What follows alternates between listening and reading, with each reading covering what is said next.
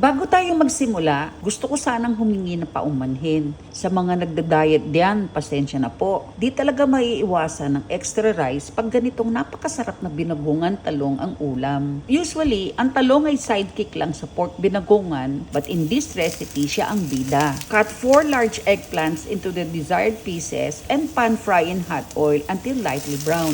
Matakaw sa mantika ito, kaya you might need to add more oil during frying. Alisin ang mga napritong talong from the pan and keep warm. Lutuin ang pork belly until golden and crisp. Make sure to slice into small pieces para madaling maluto. Bawasan ng rendered fat except for about 1 tablespoon. And then add the onions. At isunod ang garlic. Igisa until translucent and aromatic. Add the tomatoes at lutuin lang at ligisin until they are softened at mag-release ng juices.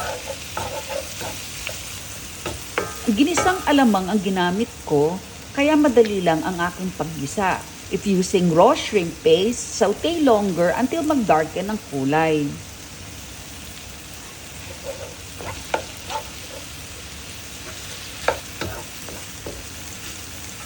Add about 2 tablespoons of vinegar to balance the savory flavors at hayaan lang kumulo without a cover to cook off the strong acid taste. Maglagay ng konting tubig at simmer hanggang tender na ang pork at nag-reduce na ang liquid.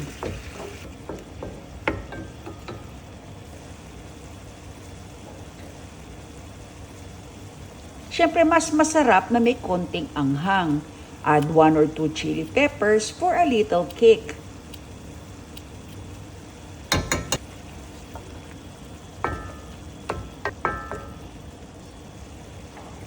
Adjust the taste with salt and pepper. Sweet style ang sauteed shrimp paste na ginamit ko, kaya hindi na ako naglagay pa ng asukal. You can add a teaspoon or so to round off the flavors.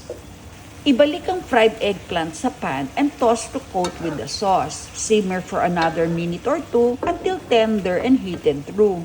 Ready na to serve ang ating talong binagungan with steamed rice. Enjoy!